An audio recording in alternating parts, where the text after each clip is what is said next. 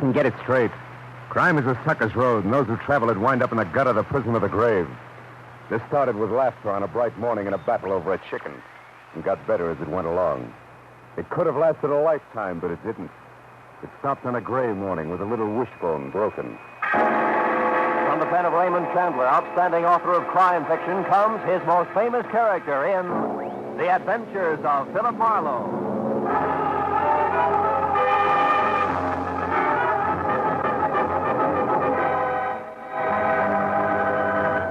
Now, with Gerald Moore starred as Philip Marlowe, we bring you tonight's exciting story, The Little Wishbone.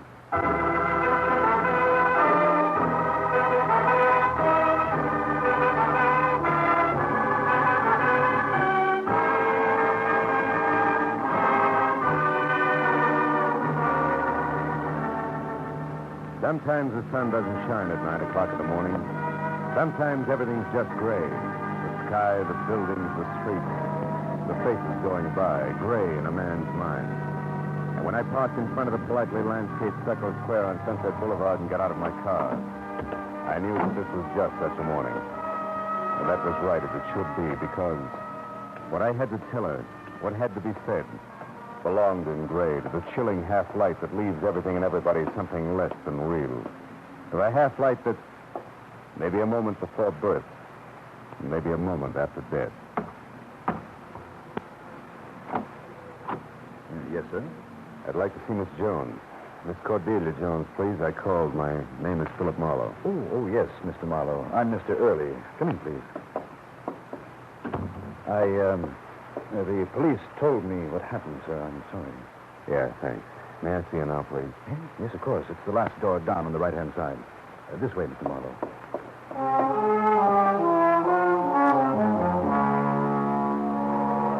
The plush carpet that ran the length of the corridor was also gray.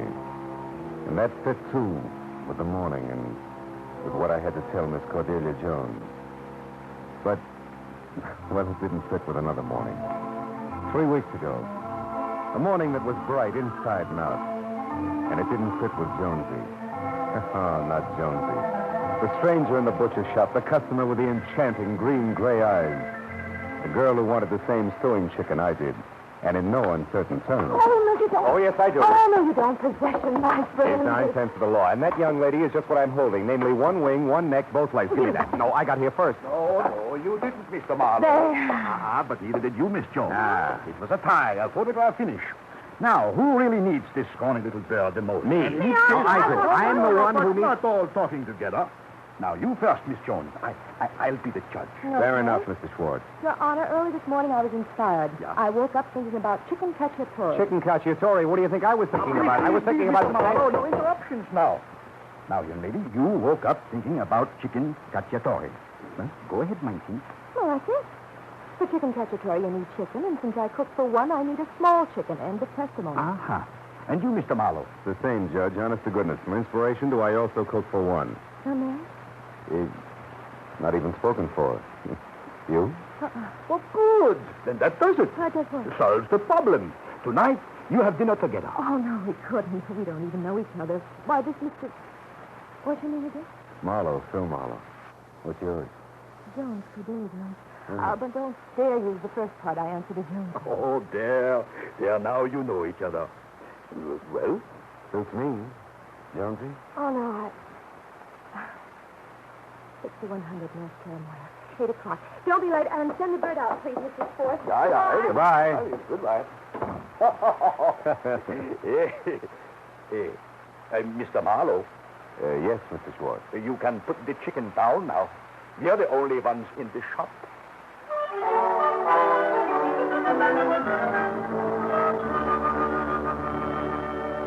Well, that's the way it started. And it had gone along at about the same clip from the chicken cacciatore, which was the best I'd ever eaten. But only because I could look at the lovely chef while I ate it. Past a wonderfully gabby evening that I didn't want to see end. But end it did. To lunch the next day and the day after. Oh, yeah, Jonesy was something, all right. By profession, an artist around the edges. She painted beer cans and the like for an ad agency downtown. So her place on Cherimoya was half studio, half apartment, and all cozy. You know the kind of cozy that makes you want to curl up the second you walk in? Always makes you hate to leave. But leave you did because Jonesy liked to go places. And Jonesy liked to do things. Liked to play miniature golf and badminton and, of course, bowling every Wednesday night. Okay. Marlowe out in front it is, but the lady still has one try left. All right, let's see it. Here we go. Hey! Oh, that's right. Bill boy, you lose. Honey, you're whipped. Now, tell me, am I great or no? Whip. Great, baby. Real great.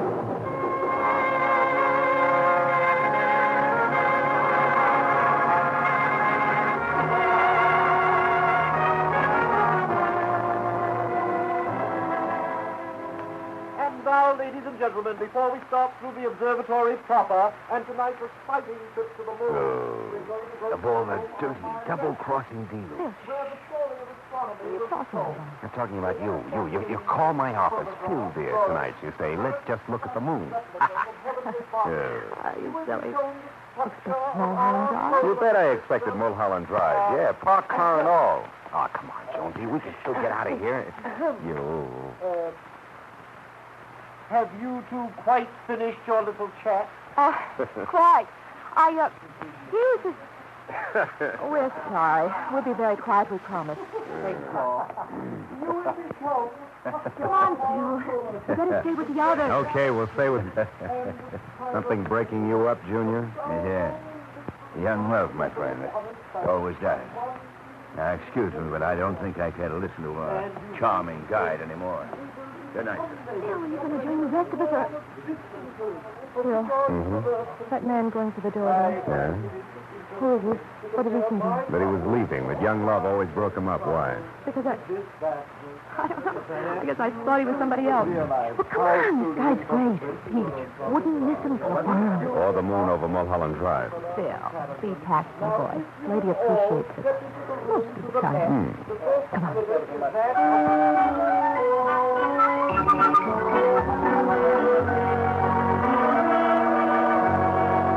In her own most inimitable style, Jonesy was crazy.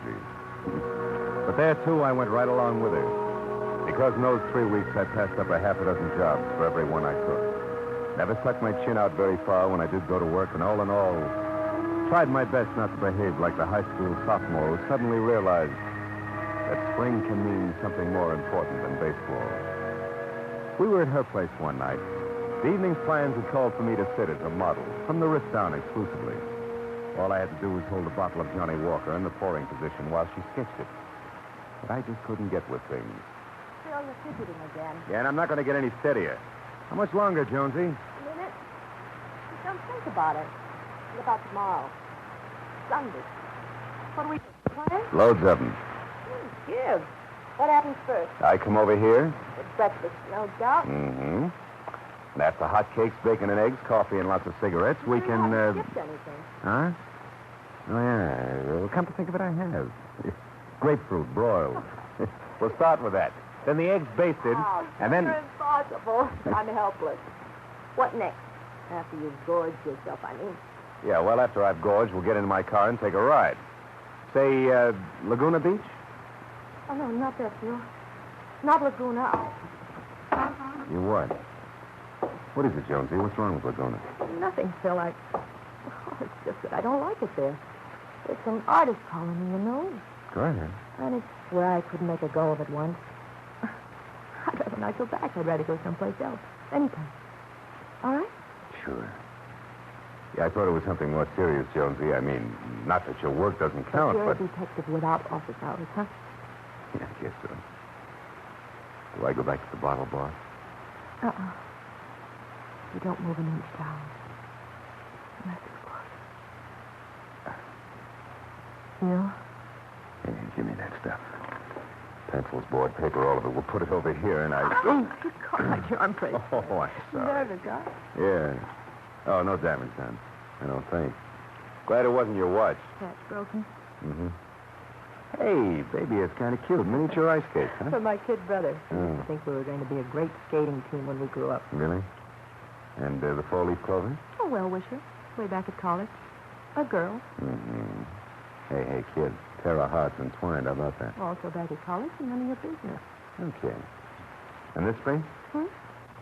Here, where the piece is broken off near the chain. What was that? Well, It was a wishbone. Gold when I lost it. Here, put the bracelet on my wrist, please. I just remembered I got to finish this sketch. It's due first thing Monday morning. You mind? You mean I got to pose some more? No, thanks, Phil. I can finish it alone. I'll look for you tomorrow morning at 10. All right?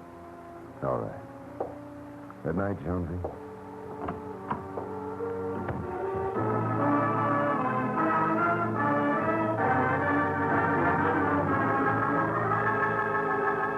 All the way home, I floundered someplace between pouting poor Marlowe, the girl he goes for, keeps secrets from him, and plain male pride. Goodbye, Jonesy. You live your life and I'll live mine. But by the next morning, I'd sold myself on the switch. Some things just weren't my business. I wasn't a private detective where Jonesy was concerned. It would all work itself out. Life would go on. And it did. Breakfast was wonderful. Broiled grapefruit included. And the rides to what turned out to be Santa Barbara perfect. So in the days that followed, no more was said about it, and nothing unusual happened. Until the following Friday night. That was night before last. We were at a square dance at a local Daughters of Something or Other lodge. The exercise would do me good, she said, and I was learning in a hurry. I thought.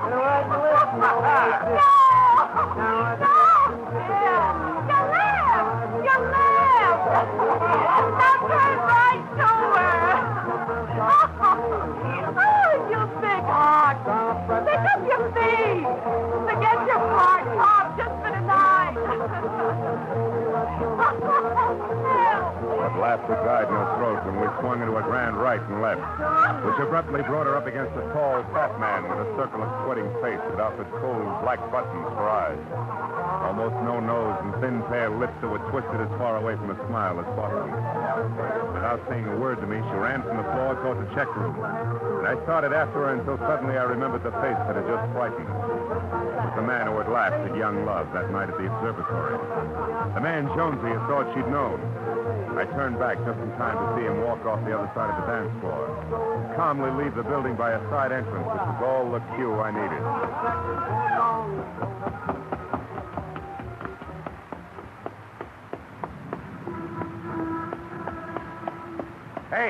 Hey, you, hold it. I want to talk to you. you want to talk to me? Yeah, who are you, friend? And let's not bother with the routine we played at the observatory. Oh, yes, I remember you now. Good. What else do you remember? Come on, the girl in there. I want answers, mistress. They mean a lot to me. Yes, so I see. So you saw before, now start talking. All right. That's just what I planned to do.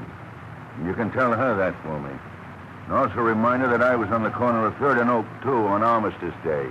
3rd and Oak, on Laguna Beach. Laguna Beach? Yes. And if you don't mind, give her this, will you? Gold wishbone. That charm. Uh-huh. A charm that can't miss for me because both ends are in my hands, see? So when I pull it apart, as I make my wish, I can't lose. There. Now the pieces, Mr. Big Talk. Return them to the lady and tell her that I'll be heard from again. Good night. Good night. Yeah. You'll hear from me again, too.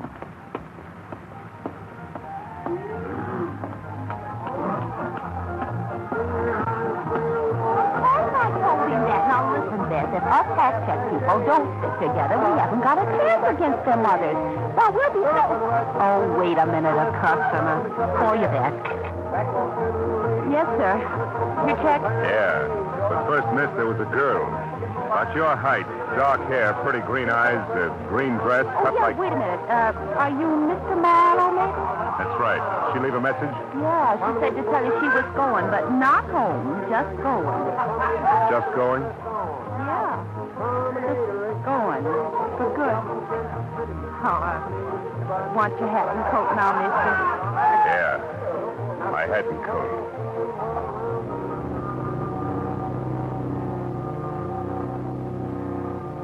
Jonesy was gone. With no other word than that. And she wasn't coming back. I spent what was left of the night looking for her, checking from one place to another, but it was no good. And the next morning early, when I tried once more at a studio apartment, all I found out was that she'd never returned. I decided there was one place left to look. A street corner in Laguna where over a month ago something had happened that wouldn't lie still. I got in my car and headed south, and all the way down for once the Pacific surf looked cold and hostile. And the dreary desolation that hits all beach resorts out of season had settled on Laguna like a sick hangover. I finally found the intersection of 3rd and Oak. It was 2 sleepy drugstores, a dying bar, and a pottery stand closed for the winter. Nothing else. The only sign of life was a black-sweated old man on a bench, whittling listlessly at a piece of gnarled gray driftwood that matched his hands to perfection. It looked as though he'd been there for 20 years. So I decided to give him a try. What's that you say, young fella? I said things are pretty dull around here, huh, Pop? I don't know. Generally, somewhere something happening. People come, people go. Like you. They all got things on their mind. Uh-huh. They ought to come and go more often, Pop.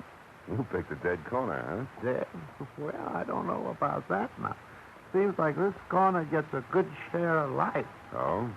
I'll bet you nothing's happened on this corner in the last 6 months worth talking about. You're wrong, son. It's run the gamut.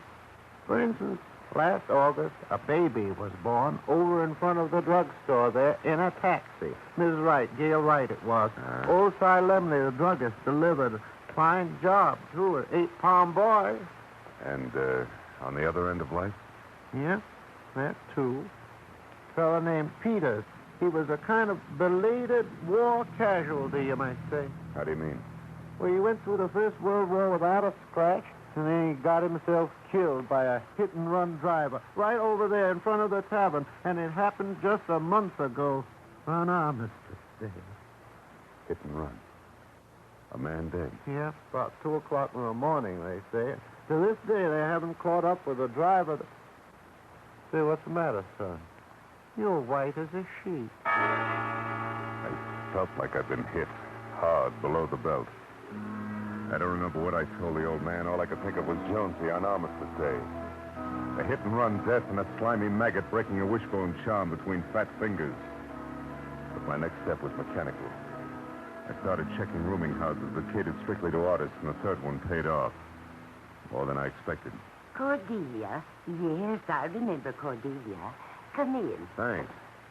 And she did have a room here, Mrs. Winkle. Yes, she did. Now, what was it about Cordelia, Mr. Marlowe? Well, I'm a friend of hers, Mrs. Winkle, a good friend. I'm trying to locate her. I see. Well, Cordelia left quite suddenly in the middle of the night, Mr. Marlowe. Left a half-finished canvas behind, too. Beautiful thing. Yes, sometimes artists have to spread their wings and fly. Even in the middle of the night? Ah, yes. I used to myself when I was younger, heaven knows. Tell me, Mr. Marlowe, is anything wrong about Cordelia? Why do you ask that, Mrs. Winkle? Because the morning after she left, it was Armistice Day, I think. A man came here asking about her. A fat man. Did you know him? No, and from what I read in his face, I don't think I'd like to. Look, Mrs. Winkle, I got to find out all I can about that guy right away. He means trouble for Jonesy, Cordelia.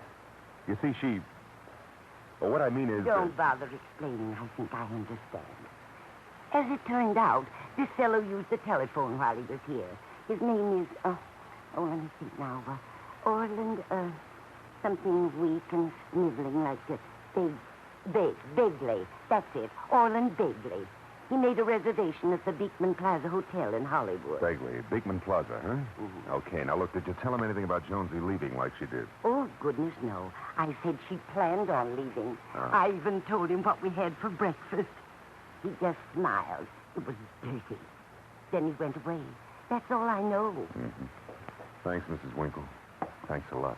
Good luck, Mr. Marlowe.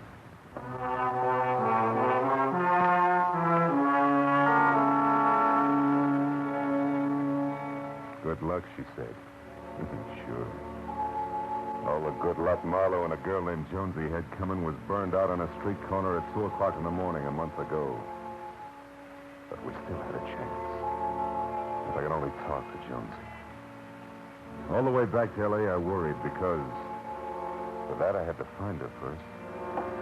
I was halfway down the hall to my apartment when I heard it. My phone. I ran to the door and practically ripped it off the hinges before it stopped ringing. Hello? Hello, darling. Jonesy!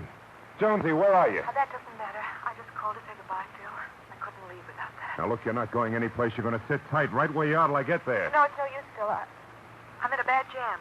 I should have told you all about it long ago, but, well, it's too late now. It's not too late, baby. I just got back from Laguna. Honey, I know all about it. Look, you're in love with a good private eye, you remember? Don't run, baby. That's not the answer. There isn't any answer, Phil. There never was for us. Jonesy, please, will you shut up and listen to me for a minute? I can't, Phil. I've thought it all over. My mind's made up. So I'm going to have to get out of this mess in my own way. Honey, we got to talk. Come on, where are you? Please, Phil. Gee whiz, can't you see I'm having an awful tough time with this pitch as it is? Jonesy, baby, look. Don't make it tougher on me. I'm sorry for it, Phil, but thanks for the buggy ride, mister. It was swell while it lasted. Baby, you can't run. Don't try it. I know that, but Goodbye, Phil. Okay, Jonesy. We'll make it the hard way.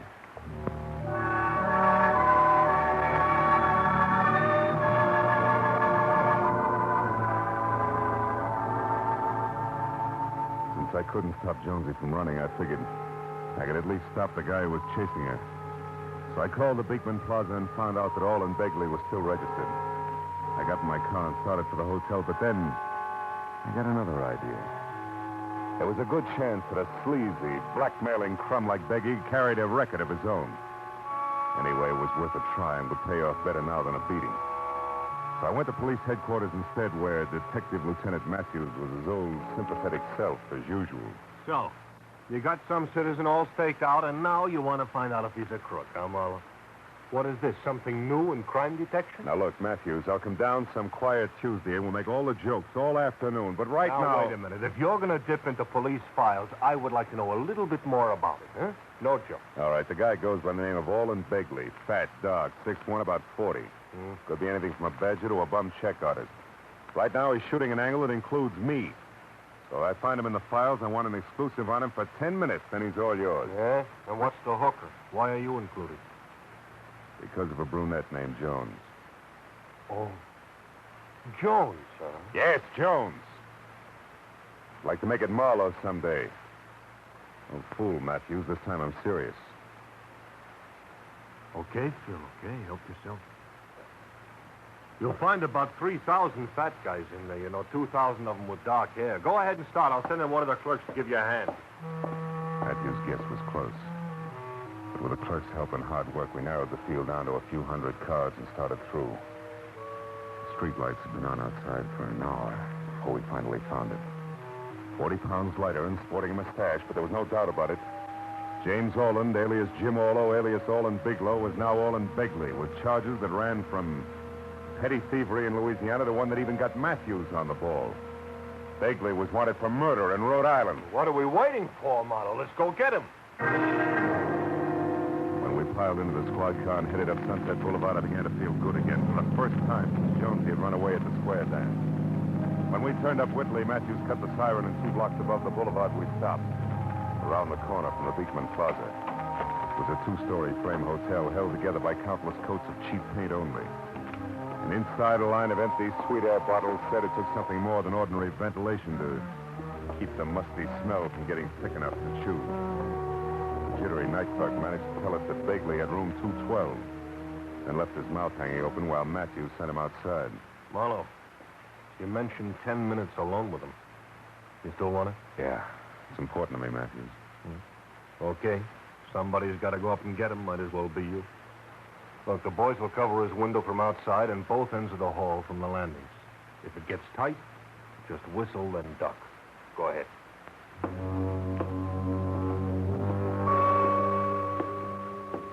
I went upstairs to the second floor where the only light was a red bulb at the far end of the hall marked fire exit.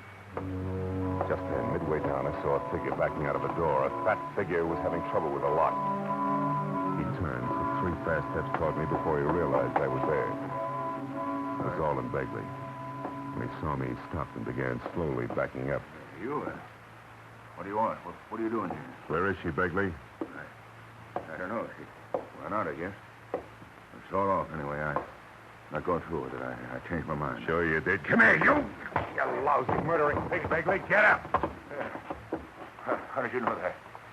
How'd you find out? Police files bulletin from Rhode Island. You mean you... Yeah. Yeah, that's right.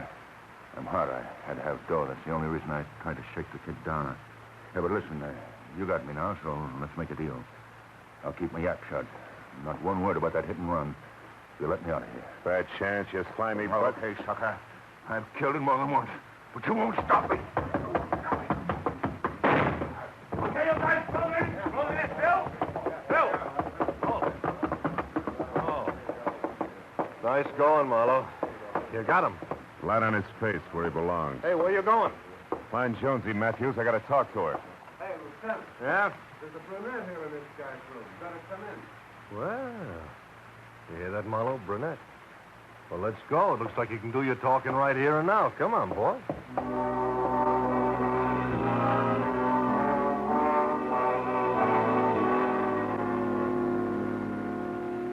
I went along with Matthews, all right. But it didn't work out like he expected because what I had to say to Jonesy then just couldn't be said. Not in a cheap hotel with a bunch of tough cops standing around it. I had to wait. Wait for the hours of a long night to pass. A night I spent pounding the sidewalks through miles of back streets while I tried to get hold of myself. But all that had been 12 hours ago. Now it was morning. Now I could look at her again. Yeah, now as I followed Mr. Early down the gray carpeted hall to a door, I figured I could tell Jonesy all I wanted to say. She's here, Mr. Marlowe. In here. Thanks.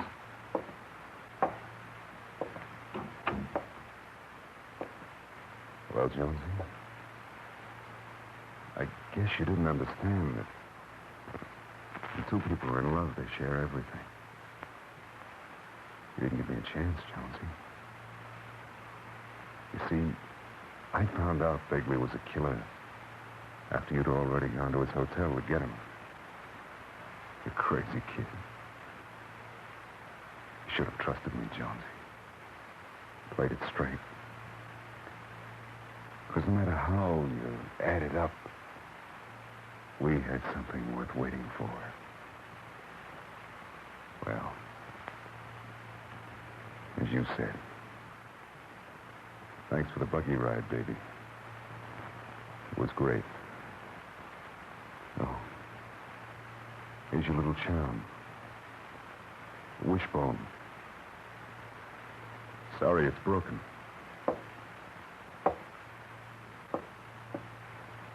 Goodbye, Jonesy.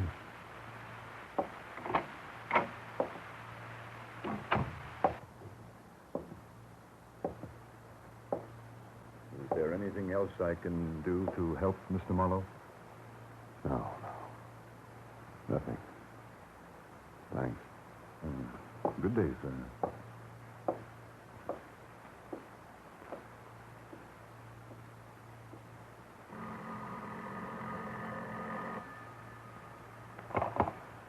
Hillcrest Mortuary. Mr. Early is speaking.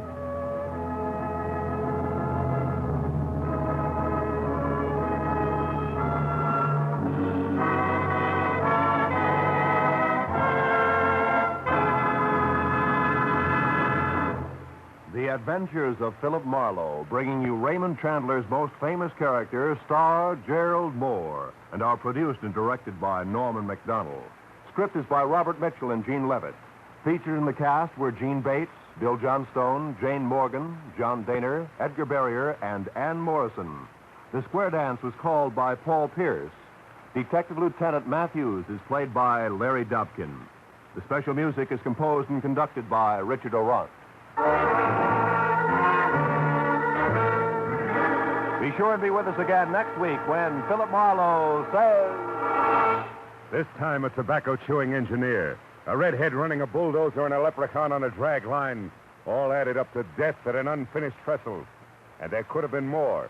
But then I found out which one had actually submitted the lowest bid.